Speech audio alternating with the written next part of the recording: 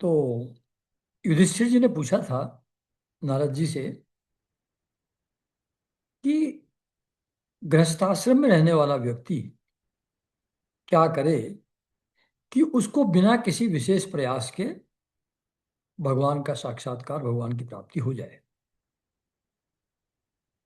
तो वही बता रहे थे नारद जी कि पहली बात तो जो भी कुछ मिले जीवन में, धन संपत्ति,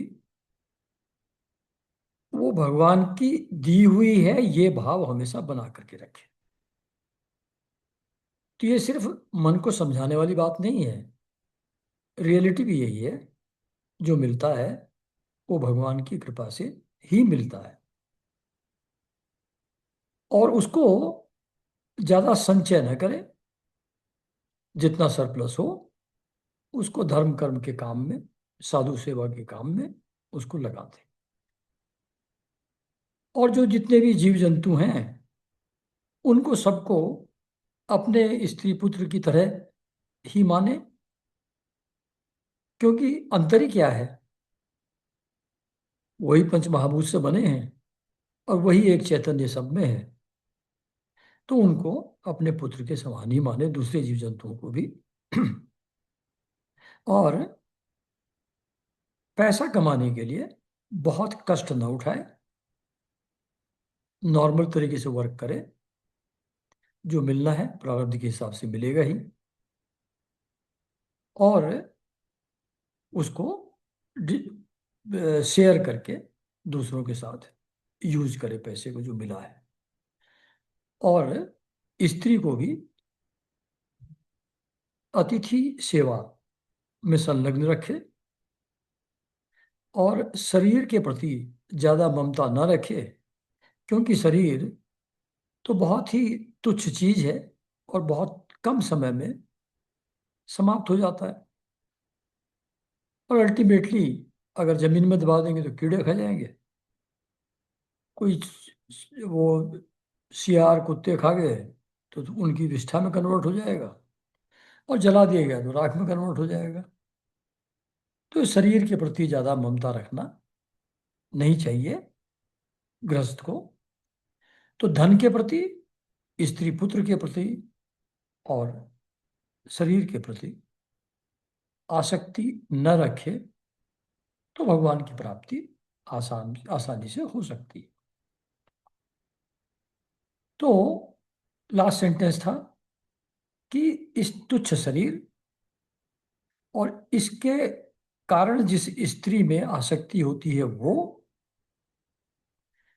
इन चीजों के में फंसने के बजाय उस आत्मा के साक्षात्कार के लिए जीवन लगाए, जो इतना विस्तृत है, ऑल एनकम्पासिंग है, ऑल परवेडिंग है, कि आकाश भी जिसके अंदर आ जाता है, आकाश से भी ज्यादा विस्तृत जो है।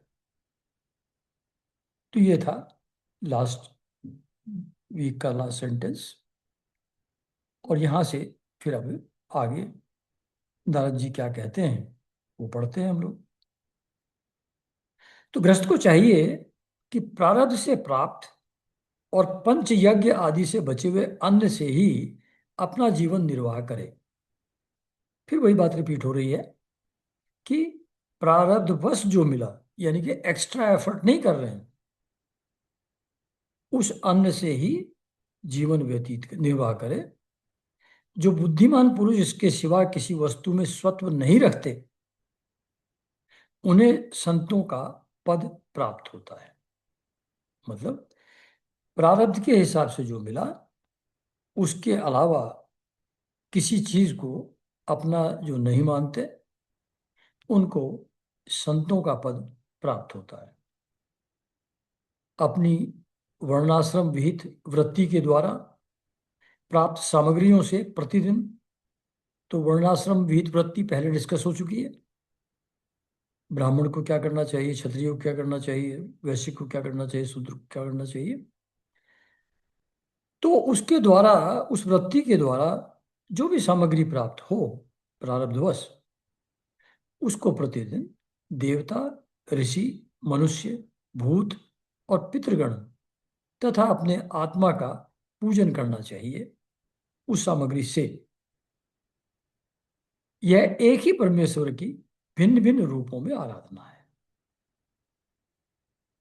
तो जो देवता, ऋषि, मनुष्य, भूत और पितृगण आदि की आराधना की जाती है वो भगवान का ही रूप है। तो उनकी आराधना के द्वारा ये परमेश्वर की ही भिन्न भिन्न रूपों में आराधना है, ये भाव रखें। यदि अपने को अधिकार आदि यज्ञ के लिए आवश्यक सब वस्तुएं प्राप्त हों तो बड़े बड़े यज्ञ या अग्निहोत्र आदि के द्वारा भगवान की आराधना करनी चाहिए। यानी कि अगर संपन्न है, भगवान ने अगर बहुत दिया है, तो बड़े बड़े यज्ञ और अग्निहोत्र के द्वारा भगवान की आराधना करनी चाहिए।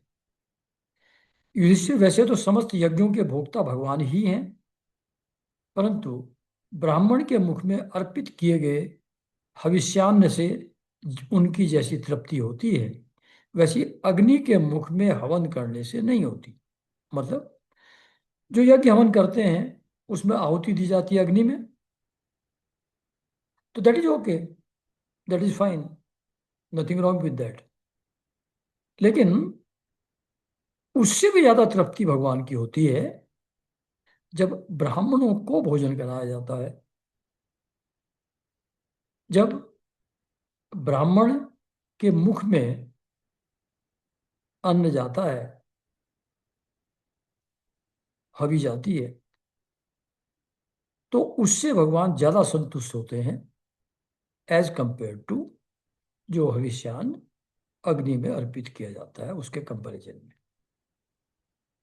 इसलिए ब्राह्मण, देवता, मनुष्य आदि सभी प्राणियों में यथा योग्य उनके उपयुक्त सामग्रियों के द्वारा सबके हृदय में अंतर्यामी रूप से विराजमान भगवान की पूजा करनी चाहिए।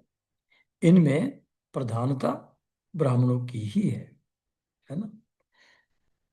तो अपने पास जो कुछ है, वो जो भी नीडी है, जो भी लोग हैं आसपास में, जो भी जीव जंतु हैं, उन सब में उसको शेयर करें, ये समझ करके कि ये सब परमात्मा के ही रूप हैं। इन सब के अंदर अंतर्यामी रूप से विराजमान है परमात्मा। तो उन सब की सेवा, पूजा, आराधना करनी चाहिए। बट ऑफ कोर्स जो हाईएस्ट प्लेस है, जिसके प्रति सबसे ज़्यादा ध्यान देना चाहिए, वो ब्राह्मण है। ब्राह्मण को विशेष रूप से परमात्मा का रूप समझ करके उसका अतिथि सत्कार करना चाहिए। धनी द्विज अपने धन के अनुसार आश्विन मास के कृष्ण पक्ष में अपने माता पिता तथा उनके बंधुओं, पितामह, मातामह आदि का भी महालय श्राद्ध करना चाहिए। धन हो तो उसको डिटेल में एलोबरेट तरीके से करना चाहिए। इसके सिवा अयन यानी कि कर्क एवं मकर की संक्रांति, विषु यानी कि तुला और मेष की संक्रांति, व्यतिपात, दिनक्षय, चंद्र ग्रहण या सूर्य ग्रहण के समय, द्वादशी के दिन, श्रवण, धनिष्ठा और अनुराधा नक्षत्रों में, वैशाख शुक्ला तृतीया यानी कि अक्षय तृतीया को, कार्तिक शुक्ल नवमी यानी कि अक्षय नवमी, अगहन, पौष, माघ और फाल्गुन इन 4 महीनों की कृष्णाष्टमी, माघ शुक्ला सप्तमी, माघ की मघा नक्षत्र से युक्त पूर्णिमा और प्रत्येक महीने की वह पूर्णिमा जो अपने मास नक्षत्र चित्रा, विशाखा, ज्येष्ठा आदि से युक्त हो, चाहे चंद्रमा पूर्ण हो या अपूर्ण, द्वादशी तिथि का अनुराधा, श्रवण, उत्तर फाल्गुनी, उत्तर साढ़ा और उत्तर भाद्रपदा के साथ योग, एकादशी तिथि का तीनों उत्तरा नक्षत्रों से योग तथा जन्म नक्षत्र या श्रवण नक्षत्र से योग, ये सारे समय पितृगणों का श्राद्ध करने योग्य एवं श्रेष्ठ है। तो पर्टिकुलर डेज यहाँ बताए गए हैं जो श्राद्ध करने के लिए उपयुक्त हैं।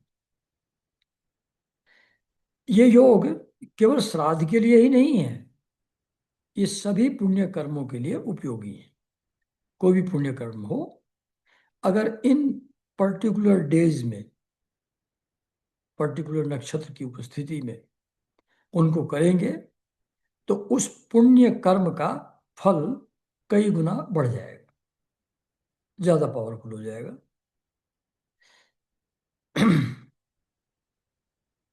ये कल्याण की साधना के उपयुक्त और शुभ की अभिवृद्धि करने वाले हैं।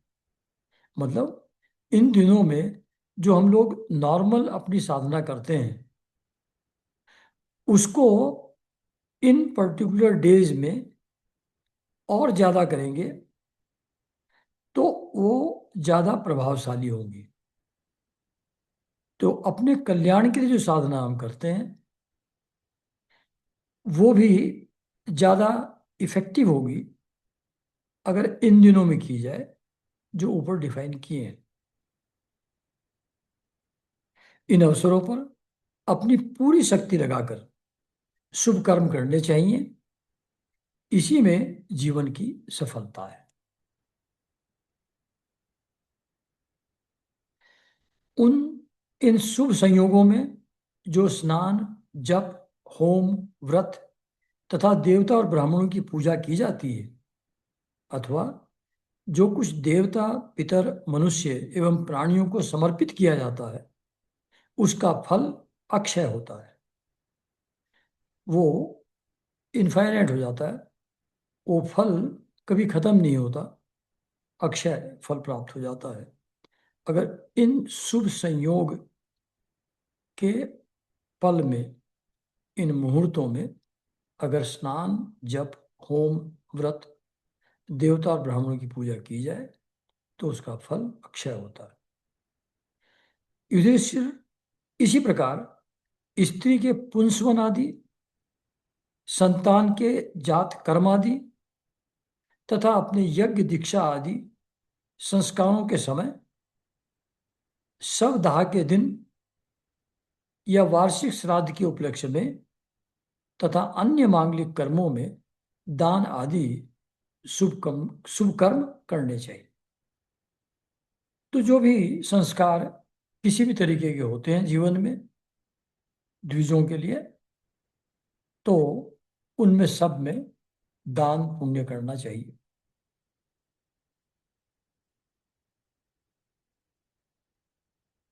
तो ये हुआ टाइमिंग, किस समय करेंगे तो ज्यादा प्रभावशाली होगा। अब कहते हैं, अब स्थान कौन सा होना चाहिए करने के लिए, समय की बात ऊपर हो गई। युधिष्ठिर, अब मैं उन स्थानों का वर्णन करता हूं जो धर्म आदि श्रेय की प्राप्ति कराने वाले हैं। सबसे पवित्र देश वह है जिसमें सत्पात्र मिलते हों, मतलब जिनकी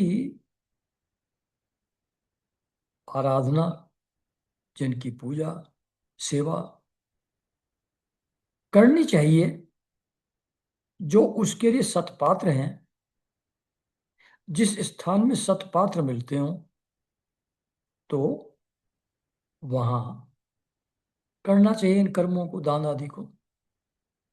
जिनमें ये सारा चर और अचर जगत स्थित है, उन भगवान की प्रतिमा जिस देश में हो, जहाँ तप, विद्या और दया आदि गुणों से युक्त ब्राह्मणों के परिवार निवास करते हो, तो यहाँ ब्राह्मण को क्वालिफाई किया है, नॉट ऑल ब्राह्मण्स। जहाँ तप, विद्या और दया आदि गुणों से युक्त ब्राह्मण जहाँ निवास करते हो, वो स्थान, तथा जहाँ जहाँ भगवान की पूजा होती हो और पुराणों में प्रसिद्ध गंगा आदि नदियां हों, वे सभी स्थान परम कल्याणकारी हैं।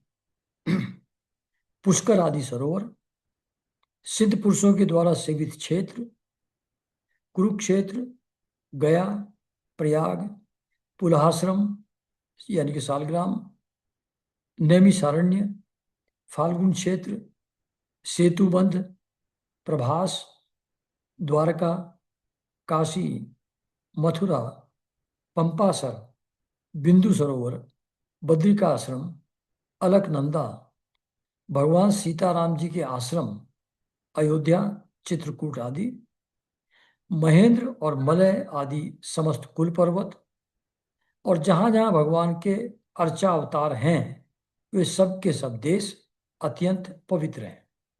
तो ये पवित्र स्थान कौन कौन से हैं, उसको यहाँ पर इन्यूमरेट किया है। तो इन जगहों में अगर करेंगे जो भी साधना दान पुण्य, उसका फल और ज्यादा होगा।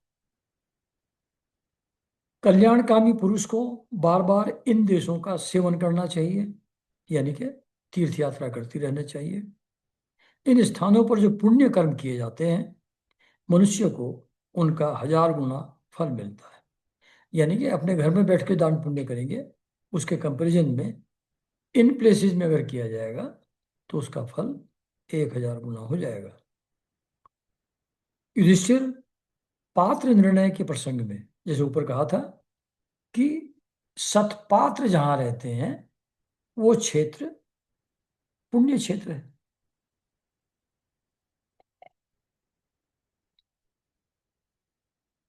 अब सतपात्र कौन है, उसके बारे में नारद जी बता रहे हैं युधिष्ठिर जी को। पात्र निर्णय के प्रसंग में पात्र के गुणों को जानने वाला विवेक पुरुषों ने एकमात्र भगवान को ही सतपात्र बतलाया है। यह चराचर जगत उन्हीं का स्वरूप है। अभी तुम्हारे इसी यज्ञ की बात है। ये घटना जो है उस समय की है जब वो युधिष्ठिर राजसूय यज्ञ कर रहे थे, जहाँ कृष्ण जी मौजूद थे, जहाँ शिशुपाल ने गाली गलौज किया था और वो भगवान में समा गया था उसके बाद। तो उसी यज्ञ की बात हो रही है। अभी तुम्हारे इसी यज्ञ की बात है। देवता ऋषि सिद्ध सनकादि सनकादिकों के रहने पर भी अग्र पूजा के लिए भगवान श्री कृष्ण को ही पात्र समझा गया। यानी कि सतपात्र भगवान ही स्वयं है। असंख्य जीवों से भरपूर इस ब्रह्मांड रूप महावृक्ष के एक मात्र मूल भगवान श्री कृष्ण ही हैं। इसलिए उनकी पूजा से समस्त जीवों की आत्मा तृप्त हो जाती है। तो मतलब एक एक करके सबका अलग करने के बजाय भगवान की अगर आराधना करेंगे तो सबकी हो जाएगी। उन्होंने मनुष्य, पशु पक्षी, ऋषि और देवता आदि के शरीर रूप पुरों की रचना की है। शरीर को पुर कहा जाता है, एक नगर की तरह है जिसमें असंख्य चीजें हैं उसके अंदर। तो ये जो पुर हैं, मनुष्य, पशु पक्षी, ऋषि, देवता आदि के रूप में पुरों की रचना की है भगवान ने, तथा वे ही इन पुरों में जीव रूप से शयन भी करते हैं। इसी से उनका एक नाम पुरुष भी है। भगवान का नाम पुरुष भी है क्योंकि वो पुर में वो शयन करते हैं, उससे पुरुष हो गए। युधिष्ठिर, एक रस रहते हुए भी भगवान इन मनुष्य आदि शरीरों में उनकी विभिन्नता के कारण न्यूनाधिक रूप से प्रकाशमान है। मतलब अलग अलग जीव हैं, सबके अंदर भगवान है अंतर्यामी रूप से, लेकिन लेवल ऑफ कॉन्शसनेस डिफरेंट है। पेड़ पौधों में, वृक्षों में बहुत लो लेवल ऑफ कॉन्शसनेस है, दूसरे जीव जंतुओं में उससे ज्यादा है, मनुष्य में उससे ज्यादा है, देवता लोगों में, ऋषि लोगों में उससे भी और बहुत ज्यादा है। तो मनुष्य आदि के शरीरों में विभिन्नता के कारण न्यूनाधिक रूप से प्रकाशमान है। तो किसी में उनका प्रकाश यानी कि level of consciousness lower level पर है, किसी में हायर है, किसी में बहुत हायर लेवल पर है। तो ये कॉन्शसनेस का लेवल अलग अलग है। प्रकाशमान जो भगवान अंदर हो रहे हैं उसकी ज्योति डिफरेंट है। इसलिए गुरु लोग, जैसे कोई साधक उनके पास जाता है तो उसके अंदर की ज्योति देख करके, क्योंकि भगवान न्यूनाधिक रूप से प्रकाशमान है, तो जो इवॉल्व सोल है उसके अंदर ज्यादा प्रकाशित ज्योति दिखाई पड़ेगी। जो साधक अभी इनिशियल स्टेजेस में है उनमें कम दिखाई पड़ेगी। तो साधक किस लेवल पर है, क्या पोटेंशियल है, गुरु को देखते ही पता लग जाता है। वो उस प्रकाश को देख पाते हैं जिस रूप में भगवान उस व्यक्ति के अंदर प्रकाशित है। इसलिए पशु पक्षी आदि शरीरों की अपेक्षा मनुष्य ही श्रेष्ठ पात्र हैं। और मनुष्यों में भी जिसमें भगवान का अंश तप योग आदि जितना ही अधिक पाया जाता है वह उतना ही श्रेष्ठ है। यानी कि अगर ऋषि मुनि संत गुरु लोगों की सेवा करेंगे तो उनके अंदर भगवान ज्यादा प्रकाशमान है, उनकी सेवा शुश्रूषा वो सत्पात्र हैं, उसका इफेक्ट ज्यादा होगा as compared to serving normal human beings who are not evolve through sadhana या पशु पक्षी। उनको उनकी सेवा करना कम इफेक्टिव होगा एज कंपेयर टू साधु संतों ऋषि मुनियों की सेवा करने के कंपैरिजन में। युधिष्ठिर, त्रेता आदि युगों में जब भगवान ने देखा कि मनुष्य परस्पर एक दूसरे का अपमान आदि करते हैं, तब उन लोगों ने उपासना की सिद्धि के लिए भगवान की प्रतिमा की प्रतिष्ठा की। मतलब अगर मनुष्य एक दूसरे का अपमान कर रहे हैं, दैट मीन्स अब उनकी कैपेसिटी भगवान को अंतर्यामी रूप में देखने की नहीं रही। व्यक्ति में उनको भगवान नहीं दिखता, तभी तो उसका अपमान करते हैं। तो जब त्रेता युग में विद्वानों ने देखा कि लोग एक दूसरे का अपमान कर रहे हैं, मतलब उसके दूसरे के अंदर भगवान नहीं देख रहे हैं, तो अगर भगवान मनुष्य के अंदर नहीं देखते, संतों के अंदर नहीं देखते, तो फिर उपासना कैसे होगी। उपासना तभी हो सकती है जब भगवान को अंतर्यामी रूप से देख करके उपासना जीव की जाए। तो उन्होंने कहा कि अब कंट्रोवर्शियल न रहे, तो चलो छोड़ो आदमियों को। उन्होंने भगवान की प्रतिमा की प्रतिष्ठा की। उसमें ये झंझट नहीं रहेगा फिर, जो ह्यूमन बीइंग में आपस में राग द्वेष होता है, that thing will not be there in pratima. तो भगवान में ध्यान लगाने के लिए जब मनुष्य में भगवान देखने की क्षमता कम हो गई त्रेता युग में, तो प्रतिमा का आविष्कार किया विद्वानों ने कि अब इसमें भगवान देख करके इसकी पूजा अर्चना करो। तभी से कितने ही लोग बड़ी श्रद्धा और सामग्री से प्रतिमा में ही भगवान की पूजा करते हैं, परंतु जो मनुष्य से द्वेष करते हैं उन्हें प्रतिमा की उपासना करने पर भी सिद्धि नहीं मिल सकती। अब यहाँ थोड़ा सॉल्व करने की समस्या कोशिश की प्रतिमा को स्थापित करके, लेकिन फिर भी अगर दूसरे मनुष्यों से द्वेष भाव मन में बना हुआ है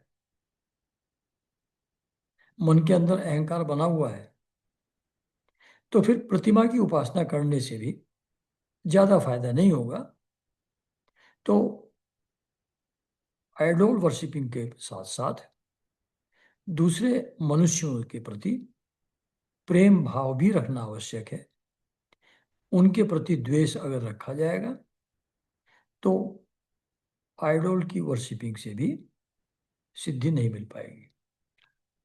युधिष्ठिर, मनुष्यों में भी ब्राह्मण विशेष सुपात्र माना गया है, क्योंकि वह अपनी तपस्या, विद्या और संतोष आदि गुणों से भगवान के वेद रूप शरीर को धारण करता है। विद्या मतलब उनको वेदों का, शास्त्रों का ज्ञान है, तो वो वेद रूप जो भगवान का शरीर है उसको ब्राह्मण अपने अंदर धारण करते हैं। वो तपस्या करते हैं और संतोष उनके अंदर है। जो ऐसे ब्राह्मण हैं वो विशेष रूप से आराधना के लिए सुपात्र हैं, उपासना के लिए सुपात्र हैं। महाराज, हमारी और तुम्हारी तो बात ही क्या, ये जो सर्वात्मा भगवान श्री कृष्ण हैं, इनके भी इष्ट देव ब्राह्मण ही हैं, क्योंकि उनके चरणों की धूल से तीनों लोक पवित्र होते रहते हैं। तो जब यहाँ ब्राह्मण वर्ड यूज किया है, इसका बेसिकली तात्पर्य है सेंट से, संत जो हैं, जिनके अंदर राग द्वेष सब समाप्त हो गया है, संतोष से पूर्ण रूप से ज्ञान है। ऐसे जो ब्राह्मण हैं यानी कि संत हैं, उनके चरणों से तीनों लोग पवित्र होते हैं। इसलिए ऐसे संत, ऐसे ब्राह्मण भगवान कृष्ण के भी इष्ट देव हैं, ऐसा यहाँ नारद जी युधिष्ठिर जी को बता रहे हैं। तो ये चैप्टर यहाँ समाप्त हुआ। नेक्स्ट जो चैप्टर है वो भी गृहस्थ के लिए मोक्ष धर्म का वर्णन, यानी कि कंटिन्यूएशन ही है कि गृहस्थ मोक्ष को कैसे उपलब्ध हो। वही चीज पिछले चैप्टर में भी थी और नेक्स्ट चैप्टर में भी इन ए वे कंटिन्यूड है। तो नारद जी कहते हैं, युधिष्ठिर, कुछ ब्राह्मणों की निष्ठा कर्म में, कुछ की तपस्या में, कुछ की वेदों के स्वाध्याय और प्रवचन में, कुछ की आत्मज्ञान के संपादन में, तथा कुछ की योग में होती है। मतलब जो ब्राह्मण हैं, जो भगवान की उपासना करते हैं, उपासना के मेथड भी, तरीके भी, रास्ते भी अलग अलग हैं। तो कुछ लोगों की निष्ठा कर्म में, कर्म का मतलब यहां है कर्मकांड, यानी कि यज्ञ, हवन आदि। तो कुछ लोग यज्ञ हवन आदि के द्वारा जो वेदों में कर्म बताए गए हैं अलग अलग देवताओं की उपासना के लिए, कुछ लोग ब्राह्मणों की निष्ठा कर्म में होती है, यानी कि कर्म कांड में होती है। कुछ की तपस्या में होती है। तपस्या का मतलब बेसिकली जो मिले, जो है उसी में संतुष्ट रहना, वो तपस्या है। कुछ और न चाहना, वो तपस्या है। कुछ की वेदों के स्वाध्याय में और कुछ की वेदों के प्रवचन में और कुछ की आत्मज्ञान के संपादन में। तो कुछ आत्मज्ञान प्राप्त करने के लिए अलग अलग योग के मेथड फॉलो करते हैं, कुछ कर्मकांड को फॉलो करते हैं, कुछ तपस्या युक्त जीवन व्यतीत करते हैं, कुछ स्वाध्याय और प्रवचन में इंडल्ज करते हैं। ऐसा ब्राह्मणों की निष्ठा अलग अलग है। सारे रास्ते ठीक हैं। गृहस्थ पुरुष को चाहिए कि श्राद्ध और देव पूजा के अवसर पर अपने कर्म का अक्षय फल प्राप्त करने के लिए ज्ञान निष्ठ पुरुष को ही हव्य कव्य प्रदान करे। मतलब ये ग्रेडेशन अब यहाँ किया है कि कुछ है कर्मकांडी, कुछ है तपस्या करने वाले, कुछ है वेदों का स्वाध्याय प्रवचन करने वाले, और कुछ है आत्मज्ञान प्राप्त करने की दिशा में लगे हुए हैं, आत्मज्ञान के संपादन में, और कुछ की योग में, अष्टांग योग के द्वारा यम नियम आसन प्राणायाम ध्यान धारणा समाधि, कुछ उस मेथड को फॉलो करते हैं। तो ये इतने तरीके के ब्राह्मण हैं। इनमें से कौन सा श्रेष्ठ है उसके बारे में बता रहे हैं कि ज्ञान निष्ठ पुरुष को ही हव्य कव्य प्रदान करे। ज्ञान निष्ठ का मतलब जिसने वेदों का अध्ययन किया प्रवचन किया वो नहीं, जो आत्मज्ञानी है उसकी बात हो रही है। जो सेल्फ रियलाइज्ड सोल है, जिसने आत्मा का साक्षात्कार किया है, वो ज्ञान निष्ठ पुरुष है। तो टॉप मोस्ट रैंक जो है वो ज्ञान निष्ठ पुरुष को हव्य कव्य प्रदान करे। यानी कि जो भी भोजन कराए, दान दक्षिणा करे, उसके लिए सबसे उपयुक्त ज्ञान निष्ठ पुरुष है। यदि वह न मिले तो योगी नेक्स्ट बेस्ट योगी है। उसके बाद प्रवचनकार हैं। आदि को यथा योग्य यथा क्रम देना चाहिए। तो ये ग्रेडेशन है। ज्ञाननिष्ठ टॉप मोस्ट, नेक्स्ट योगी, बाकी प्रवचनकार, और उससे भी नीचे फिर जो तपस्या वाले हैं, और उसके भी नीचे कर्मकांड वाले हैं। तो अगर ऊपर वाला अवेलेबल हो तो उसको करें, अवेलेबल ना हो तो you can come down to other Brahmins. देव कार्य में 2 और पितृ कार्य में 3 अथवा दोनों में एक एक ब्राह्मण को भोजन कराना चाहिए।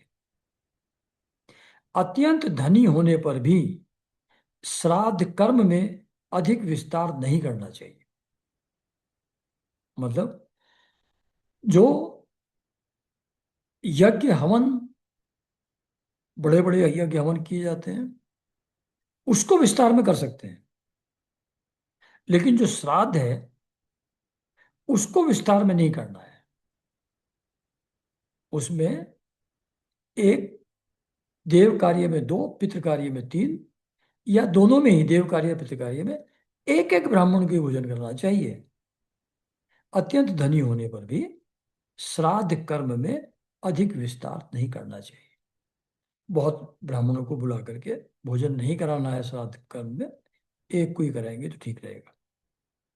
क्योंकि सगे संबंधी आदि स्वजनों को देने से और विस्तार करने से देश कालोचित श्रद्धा, पदार्थ, पात्र और पूजन आदि ठीक ठीक नहीं हो पाते, है ना।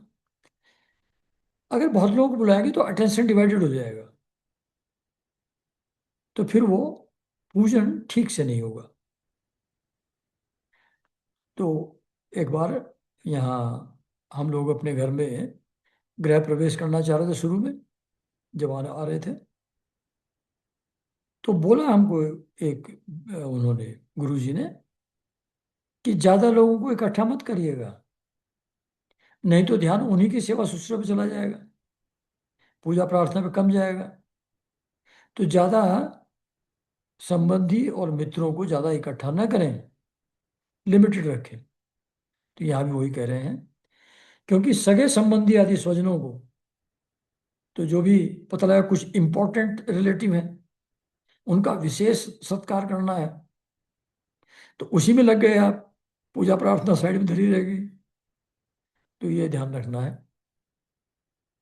विस्तार करने से देश कालोचित श्रद्धा, पदार्थ, पात्र और पूजन आदि ठीक ठीक नहीं हो पाते।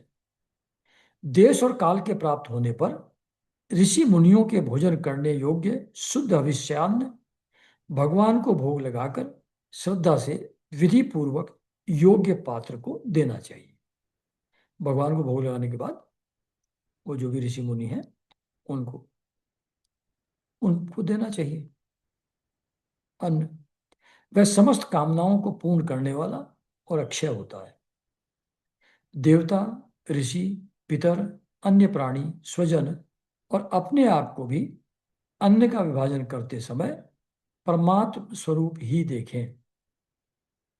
जब देवता, ऋषि, पितर, अन्य अन्य प्राणी, कुत्ता है, गधा है, गाय है, तो उन प्राणियों को जब भोजन दें तो उसको परमात्म स्वरूप देखें।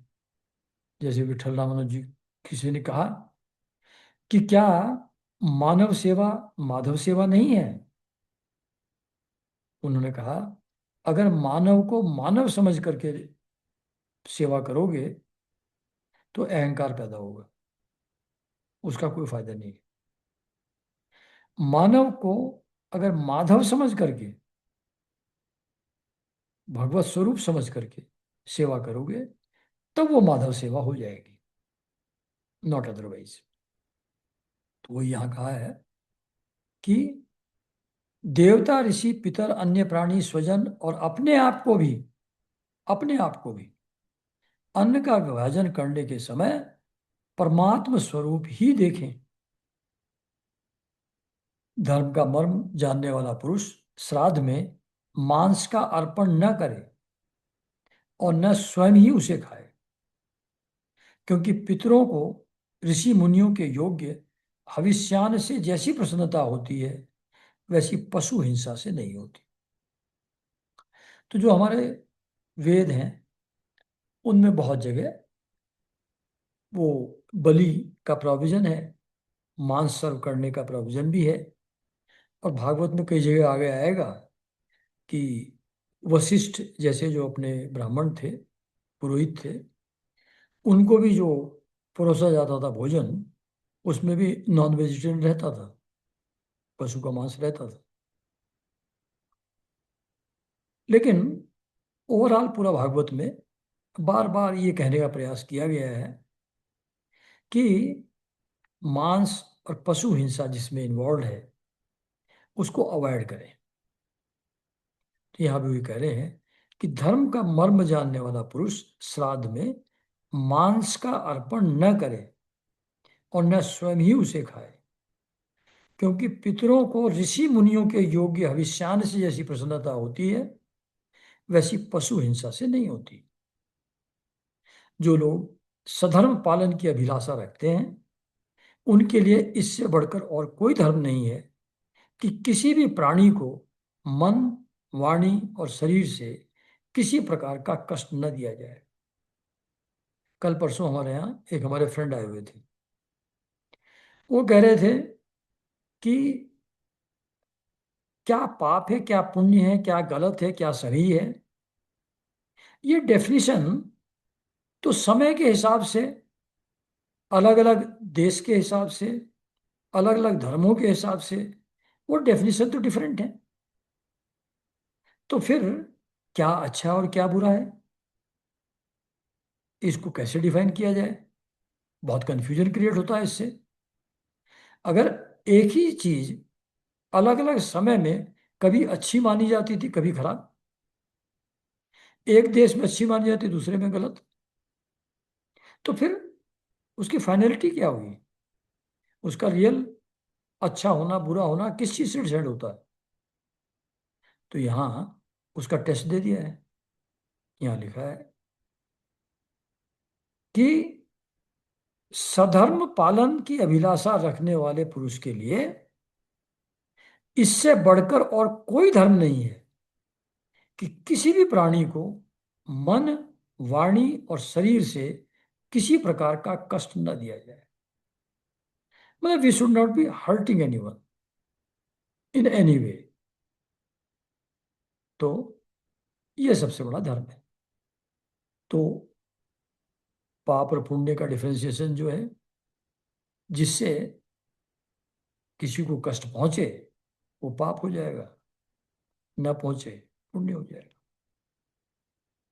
इसी से कोई कोई यज्ञ तत्व को जानने वाले ज्ञानी ज्ञान के द्वारा प्रज्वलित आत्म संयम रूप अग्नि में इन कर्ममय यज्ञों का हवन कर देते हैं और बाह्य कर्म कलापों से उपरत हो जाते हैं। जो इवॉल्व सोल है, यज्ञ तत्व को जो जानने वाले लोग हैं, वो एक्सटर्नल यज्ञ करने के बजाय आत्म संयम रूप अग्नि में कर्ममय यज्ञों का हवन कर देते हैं और उनसे इन कर्म कलापों से उपरत हो जाते हैं। मतलब उनके लिए यज्ञ जो है आत्म संयम ही है। एक्सटर्नल यज्ञ हवन वो करना बंद कर देते हैं जो यज्ञ तत्व को जानने वाले लोग हैं। जब कोई इन द्रव्यमय यज्ञों से यजन करना चाहता है तब सभी प्राणी डर जाते हैं। वे सोचने लगते हैं कि यह अपने प्राणों का पोषण करने वाला निर्दयी मूर्ख मुझे अवश्य ही मार डालेगा। जब मन में भाव आता है कि बलि देनी है किसी पशु को काट करके, मन में भी जब भाव आता है तो उसको पता लग जाता है और वो डर जाता है अंदर से। एक ये किसी ने एक्सपेरिमेंट भी किया था कि अगर किसी पेड़ को काटने के लिए आरी या कुल्हाड़ी लेकर के कोई आदमी चले तो उसकी वाइब्रेशंस जो है उसके अंदर भी फियर की वेव्स बहने लगती हैं, पेड़ के अंदर भी कन्वे हो जाता है। जबकि दूर है वो आदमी और अभी उसने मारी नहीं है कुल्हाड़ी, लेकिन कुल्हाड़ी से काटने का मन में विचार है, संकल्प है, तो उससे वो डर जाता है कटने के पहले ही। तो ऐसे ही जब कोई इन द्रव्यमय यज्ञों से यजन करना चाहता है तब सभी प्राणी डर जाते हैं। वे सोचने लगते हैं कि यह अपने प्राणों का पोषण करने वाला निर्दयी मूर्ख मुझे अवश्य मार डालेगा। इसलिए धर्मज्ञ मनुष्य को यही उचित है कि प्रतिदिन प्रारब्ध के द्वारा प्राप्त मुनि जनोचित हविष्यान से ही अपने नित्य और नैमित्तिक कर्म करे और उसी में सदा संतुष्ट रखे। तो जो भी ऋषि मुनि लोगों के लिए जो भी वेजिटेरियन भोजन है उसी से उपासना यज्ञ हवन आदि उसी से करें। अब आगे डिफाइन कर रहे हैं। ये तो धर्म की बात होगी ऊपर। अब अधर्म क्या है, अब उसके ऊपर आते हैं। अधर्म की 5 शाखाएं हैं। विधर्म, परधर्म, आभास, उपमा और छल, ये 5 अधर्म है। धर्मज्ञ पुरुष अधर्म के समान ही इनका भी त्याग कर दे। तो अधर्म तो हो गया, दूसरे को कष्ट पहुंचाना अधर्म है, उसको तो छोड़ना ही है। इन एडिशन टू दैट विधर्म, परधर्म, आभास, उपमा और छल, इन अधर्मों को भी छोड़ दे। ये 5 क्या हैं, आगे डिफाइन किया है। जिस कार्य को धर्म बुद्धि से करने पर भी अपने धर्म में बाधा पड़े वह विधर्म है। जो भी हम ज्ञान ध्यान साधना के रूप में करना चाहते हैं उसकी एक्टिविटी ऐसी है कि उस साधना में बाधा पड़ रही है। जैसे कोई एलोबरेट प्रोसेस अगर अडॉप्ट कर ले तो वो ज्ञान ध्यान के रास्ते में बाधा बन जाएगा अगर बहुत ज्यादा फैला लेंगे ज्ञान ध्यान की चीजों को भी। तो कह रहे हैं कि जिस कार्य को धर्म बुद्धि से करने पर भी अपने धर्म में बाधा पड़े, मतलब एक तो स्वधर्म हुआ, यानी कि what is doable for us in furtherance और ओन साधना। और धर्म बुद्धि से दूसरे काम में लग गए, जैसे कुएं खुदवाने लगे, अस्पताल बनवाने लगे, गरीबों को भोजन कराने लगे। ये जो कर्म है, ये धर्म बुद्धि से हो रहे हैं। कुआं खुदवाना, पानी पिलाना, खाना खिलाना गरीबों को, इलाज कराना, गरीबों को दान करना, ये सारे काम धर्म बुद्धि से हो रहे हैं। लेकिन अगर इससे अपने धर्म में बाधा पड़े, जो अपने ज्ञान ध्यान हम करना चाहते हैं अपने इवोल्यूशन के लिए, उसमें बाधा पड़ जाएगी। अगर इन चीजों का विस्तार बहुत ज्यादा हो जाए, वो सारा टाइम एंड एनर्जी वही कंज्यूम कर ले जाएंगे। तो जिसे धर्म बुद्धि से करने पर भी अपने धर्म में बाधा पड़े, वह विधर्म है। तो ओशो कहा करते थे कि one has to stick to one's own area of specialization. जो मेडिटेशन करवा रहा है, वो मेडिटेशन ही करवाए, वो गरीबों की सेवा के लिए अस्पताल ना बनवाए, दान धर्म में ना लगे। अपने एरिया में रहो ना, उसको करने के लिए दूसरे लोग हैं, वो करेंगे ना। तुमको हर चीज में जाने की जरूरत नहीं है। तो वही यहाँ कहा जा रहा है कि अपने धर्म पर टिके रहो। जप करना है तो जप करते रहो। इसमें जो चीज बाधा दे, वो अगर धर्म बुद्धि से भी की जाने वाली चीजें हैं, वो भी छोड़ दो, कि वो विधर्म है, वो ठीक नहीं है, उसको नहीं फॉलो करना है। ये हो गया विधर्म। धर्म बुद्धि से किया है कार्य जो आपके धर्म में बाधा डाले, वो विधर्म है। किसी अन्य के द्वारा अन्य पुरुष के लिए किया हुआ उपदेश, किया हुआ धर्म पर धर्म है। जहाँ एक जगह कृष्ण भगवान कहते हैं, पर धर्म भवाय भयावह। पर धर्म भयावह है। जैसे गुरु जी के पास बैठे हैं, चार आदमी बैठे हैं, एक ने कुछ पूछा, उसको गुरु जी ने बताया कि तुम ऐसा ऐसा करना। जो बचे हुए तीन हैं, उनको नहीं कहा है वो करने के लिए, उनके लिए पर धर्म है, तो उनको फॉलो नहीं करना है। जिसको कहा जाता है उसको ही करना है। उसको कहा है, इसका मतलब ये नहीं कि आपके लिए भी ठीक है वो, है ना। तो जिस कार्य किसी अन्य के द्वारा अन्य पुरुष को दिया गया उपदेश, किया हुआ धर्म पर धर्म है। ये दूसरा हो गया, विधर्म था, पर धर्म था। अब आभास, पाखंड या दंभ का नाम उपधर्म अथवा उपमा है। शास्त्र के वचनों का दूसरे प्रकार का अर्थ कर देना छल है। डिस्टॉर्ट कर देना, लॉजिक लगा करके चीजों को स्ट्रेट फॉरवर्ड समझने के बजाय उसको स्ट्रेच कर देना मीनिंग को, वो छल है।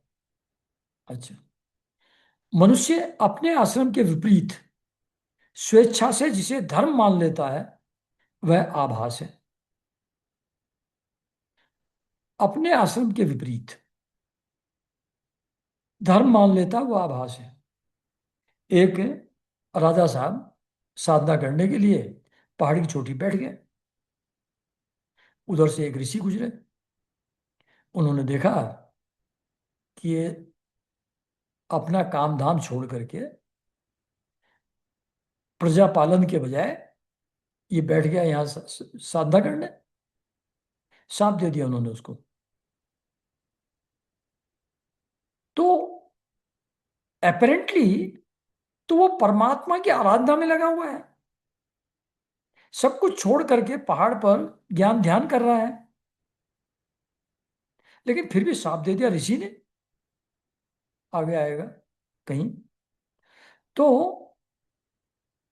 इसको क्यों पाप मान लिया, इसको क्यों पाप भागी बना दिया उसको, जो ज्ञान ध्यान साधना में लगा हुआ था।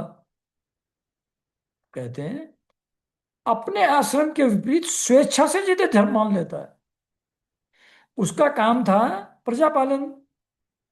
उसको छोड़ के पहाड़ की चोटी बैठ गया। तो ये उसका धर्म आश्रम के विपरीत हो गया वो। इसलिए ये आभास है। इसको ऐसे आभास हो रहा है इस बात का। एक्चुअली वो धर्म है नहीं। अपने अपने स्वभाव के अनुकूल जो वर्णाश्रमोचित धर्म है, वे भला किसे शांति नहीं देते। तो वर्ण आश्रम, वर्ण के हिसाब से जो व्यवस्था है, और आश्रम के हिसाब से मतलब ब्रह्मचर्य आश्रम, गृहस्थ आश्रम, वानप्रस्थ आश्रम, उसके लिए लिए जो जो धर्म डिफाइंड है, उसके हिसाब से चलेंगे तो शांति मिलेगी। Otherwise some kind of confusion और डिस्टरबेंस पैदा हो जाएगा। धर्मात्मा पुरुष हम्म, निर्धन होने पर भी धर्म के लिए अथवा शरीर निर्वाह के लिए धन प्राप्त करने की चेष्टा न करे। धर्मात्मा पुरुष निर्धन होने पर भी धर्म के लिए अथवा शरीर निर्वाह के लिए धन प्राप्त करने की चेष्टा न करे। एक हमारे फ्रेंड हैं, उनको बहुत चिंता है, बहुत पैसा कमाना है, 75 साल एज हो गई है। क्यों कमाना है पैसा? कि जो बेचारे गरीब रिलेटिव हैं, फ्रेंड्स हैं, कोई बीमार है, कोई कुछ है, तो उनको सपोर्ट करने के लिए मुझको पैसा चाहिए। इसलिए रात दिन मुझको काम करना है, पैसा कमाना है बहुत, उन लोगों की सेवा करने के लिए। ऐसा उनका विचार है। तो यहां लिखा है कि धर्म के लिए भी धन प्राप्त करने की चेष्टा न करे।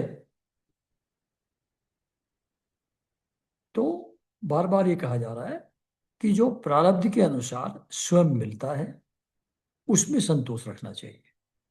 एक्स्ट्रा एफर्ट की आवश्यकता नहीं है।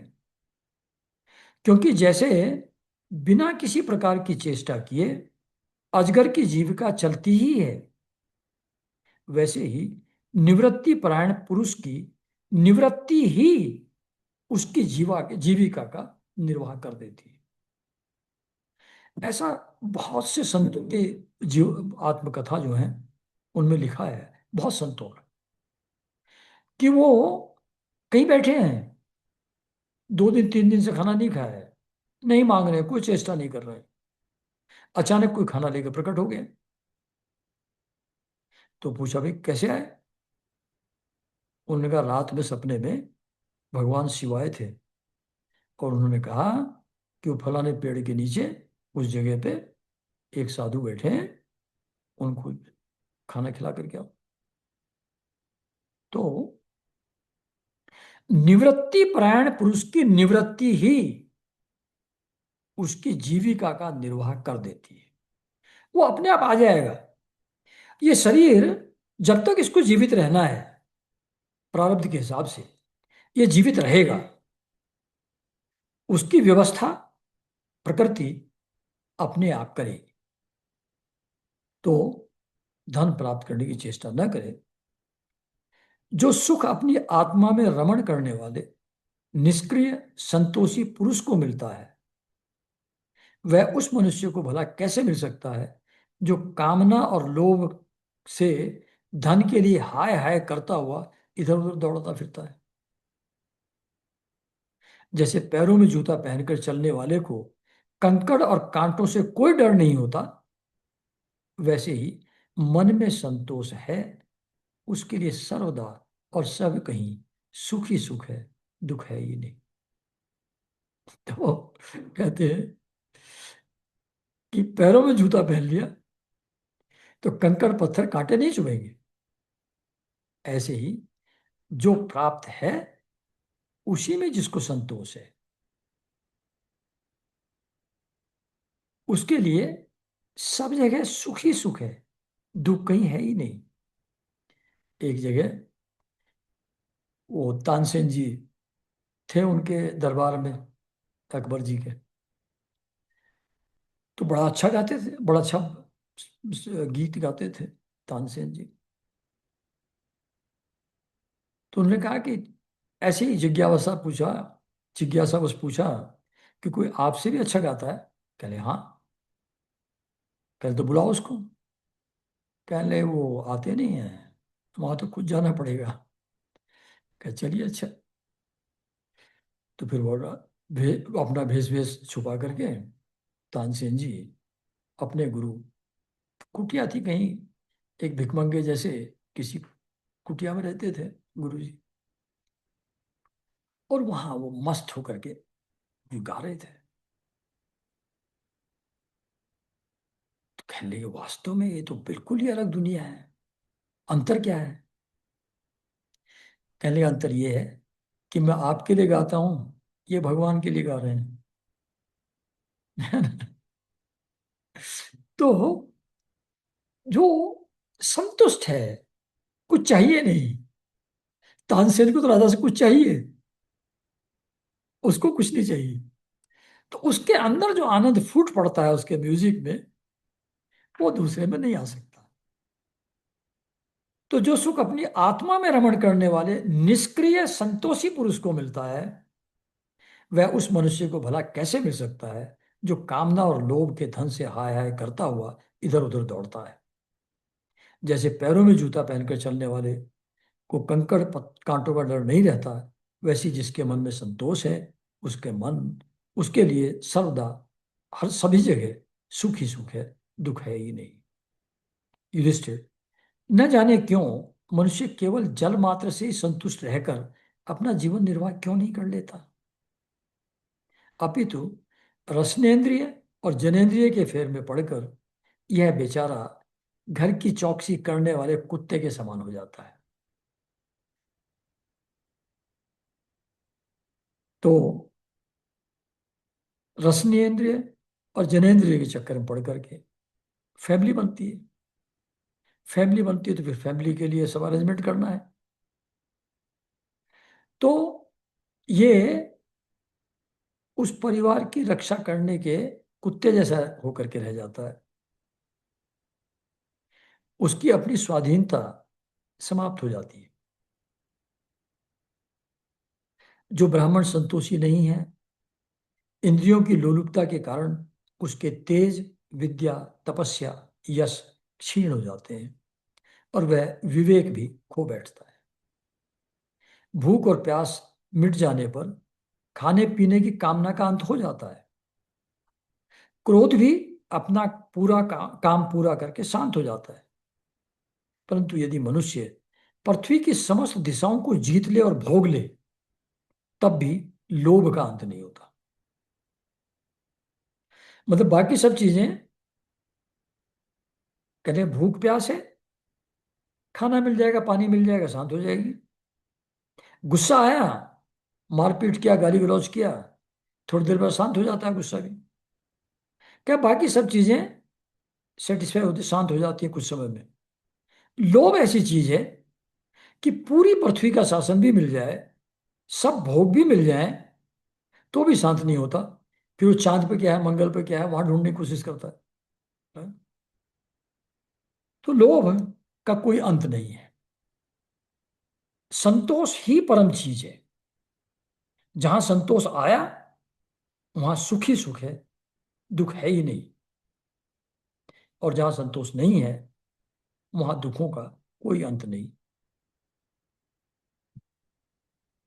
अनेक विषयों के ज्ञाता शंकाओं का समाधान करके चित्त में शास्त्रोक्त अर्थ को बैठा देने वाले और विद्वत सभाओं के सभापति बड़े बड़े विद्वान भी असंतोष के कारण गिर जाते हैं। जिनको शास्त्रों का पूरा ज्ञान है, दूसरों के डाउट्स को भी क्लियर करते हैं और शास्त्रों का अर्थ अच्छी तरह दूसरे को समझा भी सकते हैं, और विद्वानों की सभा में पार्टिसिपेट भी करते हैं। They are very clear about spiritual principles. जब बातें करेंगे लगेगा इनके जैसा ज्ञानी, लेकिन अगर असंतोष है उनके यहाँ, दे ऑल्सो फॉल। तो न जाने कितने जो संत हैं वो असंतोष के कारण से they fall from their high pedestal. Dharmaraj, संकल्पों के प्रत्याग से, अच्छा हाँ, अब कह रहे हैं कि ये जो सब चीजें हैं, रसनेन्द्रिय, जनेन्द्रिय, लोभ, एटसेट्रा, इन जिन चीजों के कारण से दुख प्राप्त होता है और व्यक्ति गिर जाता है अपने लेवल से, इन चीजों से छूटा कैसे जाए? अब ये एक्सप्लेन करते हैं। कहते हैं धर्मराज, संकल्प के प्रत्याग से काम को, संकल्प के प्रत्याग यानी कि डिजायर, डिजायर मन में उठने वाली एक लहर है, जैसा निसर्गदत्त महाराज कहते हैं। उस पर कोई एक्शन लेने की जरूरत नहीं है। These are just waves in the mind. तो इसका त्याग कर दो, तो इससे कामना विलीन हो जाएगी। संकल्प के त्याग से, इच्छा के त्याग से डिजायर उठे, समझे कि this is just a wave, इसके फुलफिलमेंट के लिए कुछ करने की जरूरत नहीं है, तो कामना समाप्त हो जाएगी। तो संकल्प के प्रत्याग से काम को, कामनाओं के त्याग से क्रोध को। जो कामना की प्राप्ति में जो भी बाधा आती है, उसके कारण से क्रोध पैदा होता है। इच्छा पूर्ति, काम पूर्ति में अवरोध पड़ने से क्रोध पैदा होता है। छोटी मोटी चीज, जैसे मान लो कोई चीज उलझ गई है, सुलझाने की कोशिश कर रहे हैं, सुलझ नहीं रही है, एफर्ट कर रहे हैं, उसमें भी इरिटेशन होने लगता है, क्योंकि इच्छा की पूर्ति नहीं हो पा रही है, जबकि वहां तो कोई दूसरा आदमी इन्वॉल्व भी नहीं है, है ना। कोई काम कर रहे हैं, वो ठीक से हो नहीं रहा है, तो झुंझलाहट हो जाती है ना, क्योंकि कामना की पूर्ति नहीं हो रही है। तो कामनाओं के त्याग से क्रोध की, संसारी लोग जिसे अर्थ कहते हैं, उसे अनर्थ समझकर लोभ को, अर्थ को अनर्थ समझकर लोभ को, तो ग्रीड पर कैसे पाया जाए, कंट्रोल कैसे किया जाए ग्रीड को, लालच को? उसके लिए कहते हैं अर्थ को अनर्थ समझो। यानी कि धन जो है अलग अलग तरीके की समस्याएं लेकर के आएगा। धन, एक तो कमाने में एफर्ट जो लगेगा उससे प्रॉब्लम, फिर उसको राजा टैक्स के ऊपर रूप में न ले जाए, चोर डाकू न ले जाए, रिश्तेदार न ले जाए, खुद ही गलती से खर्च ना कर दे ज्यादा, इन सब चीजों का डर बना रहता है। तो ये जो लो अर्थ है, ये अनर्थ का मूल है। इस चीज को अच्छी तरह समझ करके लोभ का त्याग कर दे, और तत्व के विचार से भय को जीत लेना चाहिए। तत्व के विचार से मतलब वास्तविकता क्या है? ये शरीर पंच महाभूतों से बना है, पंच महाभूतों में विलीन हो जाएगा।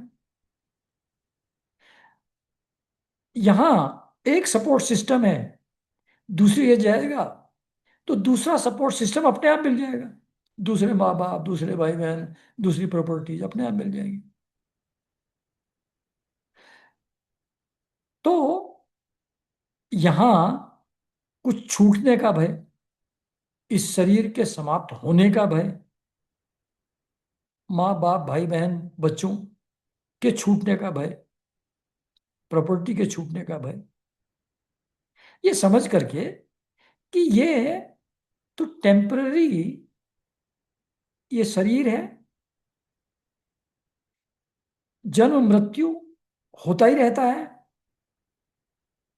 कुछ भी कहीं आता जाता नहीं, वैसा का वैसा ही रहता है। मतलब आज इस शरीर को अपना समझ रहे हैं, फिर दूसरे शरीर को अपना समझते हैं, फिर तीसरे शरीर को अपना समझते हैं, अलग अलग जन्म में।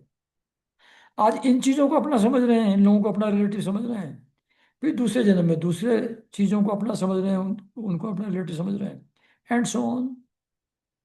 तो ये है, हर जन्म में अलग अलग शरीर, अलग अलग मित्र, परिवारजन, अलग अलग प्रॉपर्टीज ये रहती हैं। They are there for a temporary use. ये छूट करके फिर टेम्परेरी यूज के लिए दूसरा सेट मिल जाता है, फिर टेम्परेरी यूज के लिए तीसरा सेट मिल जाता है। तो इसके छूटने में डर क्या है? यहां गया वहां मिला, यहां गया वहां मिला, ये कैसे चलता रहता है? तो इस तत्व के विचार से कि ये सब चीजें नश्वर हैं, ये सब जानी ही हैं, इसलिए डरना क्या? ये तत्व विचार है। जो भी दृश्यमान है वो नश्वर है, समय के साथ समाप्त हो जाएगा। इसको समझ करके किसी भी चीज के छूटने का, इंक्लूडिंग बॉडी, कोई डर नहीं रहना चाहिए। तो डर समाप्त करने का तरीका है तत्व विचार। सब चीजें नश्वर हैं, जाएंगी ही, ये अटल सत्य है। इससे भय को जीत लेना चाहिए। अध्यात्म विद्या से शोक और मोह पर, संतों की उपासना से दंभ पर। ईगो जो है, कई जगह लिखा है भागवत में, संतों की चरण धूलि में स्नान किए बिना अहम नहीं जा सकता, मैं भाव नहीं जा सकता। संतों की उपासना से दंभ पर, मौन के द्वारा योग के विघ्नों पर,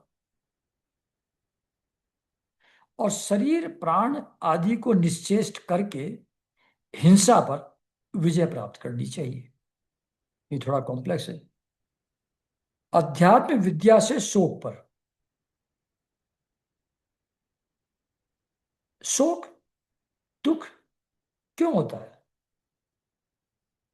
कोई बिछुड़ गया, वो बिछुड़ना ही था, नश्वर है। इस चीज को, कि सब चीजें ट्रांजिटरी हैं, इस चीज को अच्छी तरह समझ करके शोक और मोह पर विजय प्राप्त कर लेनी चाहिए। क्या मोह करना, जाएगा ही, छूटना ही है सब। संतों की उपासना से दंभ पर, मौन के द्वारा योग के विघ्नों पर। जो योग साधना में जो भी डिस्टर्बेंसेस पैदा होते हैं, कुछ सिद्धियां प्राप्त हो सकती हैं, उन पर मौन के द्वारा, मौन रहेंगे तो विजय मिलेगी। और शरीर प्राण आदि को निश्चेष्ट करके हिंसा पर विजय प्राप्त करनी चाहिए। क्रोध आए तो शरीर और प्राण पर कंट्रोल रखे, जिससे हिंसा से बच सकेगा। आधि भौतिक दुख को दया द्वारा, आधि दैविक वेदना को समाधि के द्वारा, और आध्यात्मिक दुख को योग बल से एवं निद्रा को सात्विक भोजन, स्थान, संग आदि के सेवन से जीत लेना चाहिए। है ना? आदि भौतिक दुख, शारीरिक कष्ट, उसको दया के द्वारा। आदि दैविक वेदना, जो दैववश दुख प्राप्त होते हैं, उनको समाधि के द्वारा। और जो आध्यात्मिक दुख है, मेरे ख्याल से इंद्रिय जन्य होगा शायद, उसको योग बल से और निद्रा को सात्विक भोजन, स्थान और संग आदि के सेवन से। मतलब ज्यादा खाएंगे तो निद्रा आएगी, तामिस भोजन खाएंगे तो निद्रा आएगी ज्यादा। तो निद्रा को जीतना है तो सात्विक भोजन हो, स्थान भी सात्विक हो, जहां निगेटिव टाइप की एक्टिविटीज ना हो रही हो, और जो कंपनी है वो भी सात्विक हो।